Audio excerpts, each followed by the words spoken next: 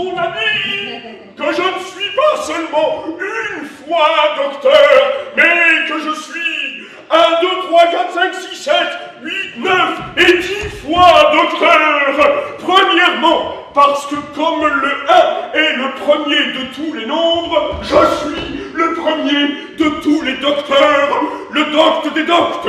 Deuxièmement, troisièmement, quatrièmement et cinquièmement et sixièmement. Tu es toujours d'accord pour te joindre à nous, n'est-ce pas?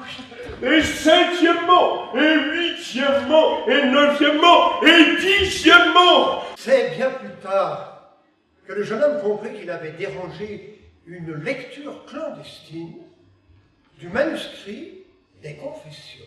En effet, Rousseau cache cet ouvrage qu'il a composé. Il a écrit dans son testament qu'il ne doit pas paraître avant l'année 1800, c'est-à-dire dans un quart de siècle. Il y parle nommément de ses ennemis, et par ce qu'il appelle un souci de discrétion vis-à-vis d'eux, il attend que tous ses contemporains soient morts. Mais dans un quart de siècle, comme pour l'éternité, Rousseau aura le dernier mot sur ses ennemis, puisqu'ils ne seront plus là pour se défendre, pour contredire ses propos. Tel est l'enjeu du manuscrit des Confessions, que beaucoup cherchent à dérober pour le détruire. Il a volé!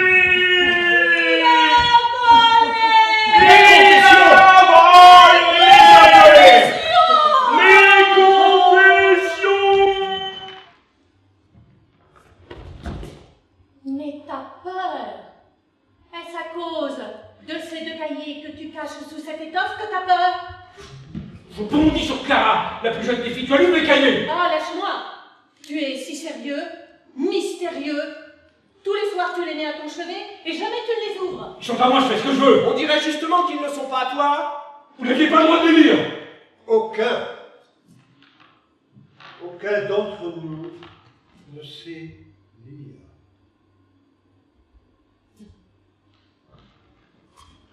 Combien de temps durera ma vie?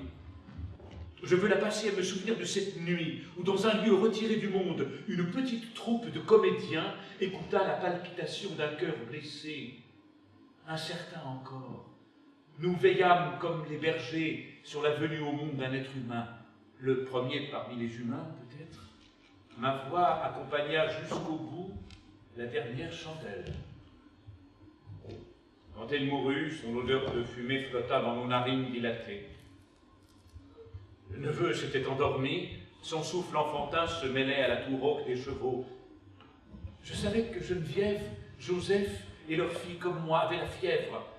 Nous nous étions donné ce frère trébuchant, cet aîné trompé si souvent aveuglé par lui-même, dont la sincérité ardente nous valait ce cri.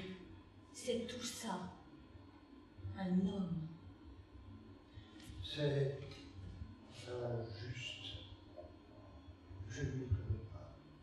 Tel son âme. Qui la retient aujourd'hui? Quelle ingratitude! Le marquis se reprend à ne pas oublier qu'elle est la veuve de Jean-Jacques. Ne faisons-nous pas porter reste tout ce que nous pouvons? Que de lettres échangées en 6 mois déjà avec Duperroux de Neuchâtel, Moultou de Genève. Depuis le triste matin de la mort de Jean-Jacques, il n'est pas 5 jours sans que circule une lettre entre nous trois. Nous, les vrais amis de Jean-Jacques, peut-être les seuls, hélas, qui nous jamais sur cette terre, nous traitons avec la société typographique de Genève. Nous nous sommes entendus. Thérèse touchera un capital à la publication des œuvres. Quand nous aurons réuni tous les manuscrits, l'an prochain, peut-être, pour lors je m'attache à lui faire vendre de petits objets. Je lui ai constitué une rente annuelle de 1400 livres. Je confectionne un recueil de chansons de Jean-Jacques dont elle touchera les profits. Que veut-elle encore? Le peuple s'y croit à se vexer d'outrage imaginaire. Ah. Il nous y mena. Je m'adressais longuement à la pierre que le soleil de l'après-midi dorait. Je caressais les parties sculptées et mes petites les caressèrent aussi. Vous avez là un ami pour la vie, leur murmurai-je. Je voulais qu'elle se souvienne, quand je ne serai plus là, vous aurez en bord ce grand ami. La plus grande se mit à pleurer. Vas-tu nous abandonner ici, maman? je compris combien j'avais été maladroite. Je serrai mes deux petites contre moi. Je leur dis qu'un jour, quand elles seraient mères à leur tour, elles se rappelleraient les douceurs de cet instant, passées sur l'île, toutes les trois, et qui pourraient venir, à leur tour, présenter leurs propres enfants à ce Jean-Jacques, qui avait écrit des lignes si douces pour eux et leurs parents. Allons danser sous les ormeaux, animez-vous, jeunes fillettes, allons danser sous les ormeaux, galants prenez vos chalumeaux.